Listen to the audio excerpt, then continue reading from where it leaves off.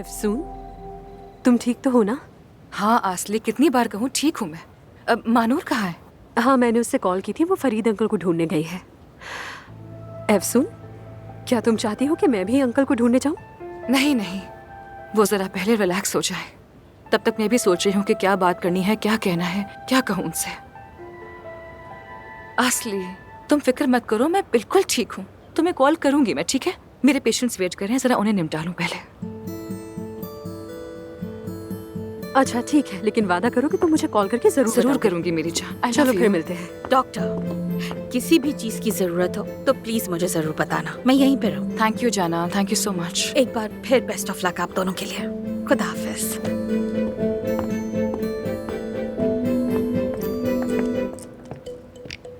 आइए मैडम, आइए। हेलो। अस्सलाम वालेकुम, Hello. तशरीफ रखिए। आमिर साहब, अपनी किस्मत की लकीर बदलवाना चाहती हूँ। क्या? बैठिए तो फिर देखते हैं कि हम क्या मदद कर सकते हैं।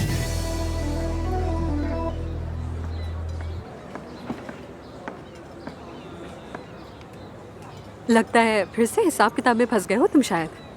आसली, तुम यहाँ इस वक्त खैरियत है? अब जब मेरा दिल उदास होता है तो मैं भी तुम्हारे पास ही चली आती हूँ, क्या करूँ? किसी से ज्यादा परेशान होकर तसल्ली चाहिए हो तो मैं बिल्कुल सही आदमी हूँ। बैठ जाओ।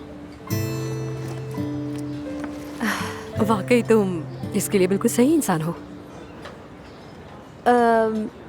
मैं तुमसे कुछ कहना चाहती हूँ। मुझे नहीं आइडिया कि तुम क्या सोचोगे सुनकर, लेकिन मुझे लगता है कि मैं इस जगह को बचाने के लिए कुछ आइडियाज लेकर आई हूँ तुम्हारे पास। क्या तुमसे शेयर करूँ मैं? छोड़ो, फजूल में खुद को मत थकाओ आसली। मेरे पार्टनर ने जो किया उसके बाद मेरा संभलना मुश्किल है। सबसे बेहतर यह है कि कारोबार किसी को बेचकर कर चुका हूँ। क्या वाकई में? लेकिन फिर बाद में क्या करोगे, कुछ सोचा है तुमने? सबसे बेहतर तो यही लगता है कि वापस इजमीर चला जाऊं, मगर जाने का दिल नहीं चाह रहा। नहीं मालूम, लेकिन सब कुछ वक्त पे छोड़ दूं। क्या ख्याल है? चलो फिर एक काम करते हैं, हम दोनों कहीं वॉक पर चलते हैं। साहिल पर चलते हैं और चलकर आइसक्रीम खाते हैं। अरे ये तो तुमने दिल पे वार कर दिया। आइसक्रीम मेरी कमजोरी है। हाँ। चलो चलते हैं। एक्चुअली अगर मैं सच कहूँ तो मैंने पहले कभी ऐसी सर्जरी आज तक नहीं की। किस्मत की लकीरें बदलवाना काफी यूनिक डिसीजन है। शहवार साहिबा, माजरत के साथ एक बात पूछूंगी, आप ऐसा करवाना क्यों चाहती हैं अपने साथ? दरअसल मैं एक मशहूर फाल निकालने वाली हूँ। टैरो, कॉफी, सितारे, हाथ की लकीरें सब देखती हूँ। मेरी जिंदगी की लकीर बहुत छोटी है और मैं इसी में उलझ गई हूँ। ऐसा समझे कि इंसान जब किसी चीज में फंस जाता है तो वो खुद को बीमार कर बैठता है ना? बिल्कुल ऐसा ही है। हाँ बिल्कुल सही कहा आपने, लेकिन हाथ की लकीर छोटी होने का हरगिज़ ये मतलब नहीं है कि आपकी जिंदगी छोटी होगी। हो सकता है, लेकिन मैं जब हाथ देखती हूँ तो मुझे मेरे इल्म के हिसाब से जिंदगी नहीं बल्कि अपनी मौत दिखाई देती है मुझे। मैं चाहती हूँ ये लकीरें मुझे उम्मीद दें। इंसान आईने में चेहरा देखकर उदास हो सकता है तो हाथ देखकर भी हो सकता है। आखिर हम एस्थेटिक सर्जरी क्यों करते हैं? खुद को बेहतर करने के लिए। जी हाँ बिल्कुल। क्या आप मुझे अपना हाथ दोबारा दिखाएंगी? ठीक है, देखिए ये मेरी जिंदगी की लकीर है। गौर से देखिए, ये दरमियान से कट रही है। मैं चाहती हूँ ये लंबी हो जाए। आप समझ रहे हैं ना आमिर साहब? अगर आप यही चाहती हैं तो मेरे जहन में एक आइडिया है कि हम टेक्निकली इस लाइन को यहाँ तक बढ़ा सकते हैं।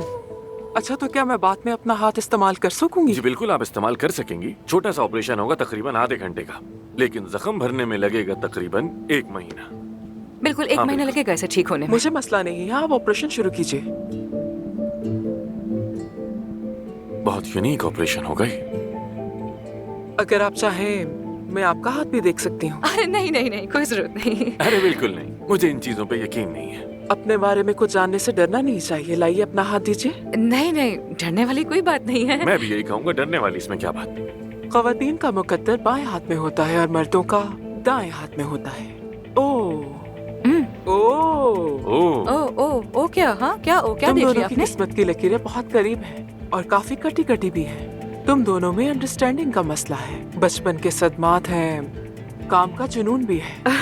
रूहानी साथी लगते हो। मोहब्बत तो नहीं है आपस में? नहीं नहीं क्या? बिल्कुल आप लोग? नहीं, बिल्कुल नहीं, ऐसा कुछ भी नहीं है, बस पार्टनर जी है ये बिल्कुल, मेरा। हम हॉस्पिटल के पार्टनर्स हैं। बहुत बड़ा नुकसान।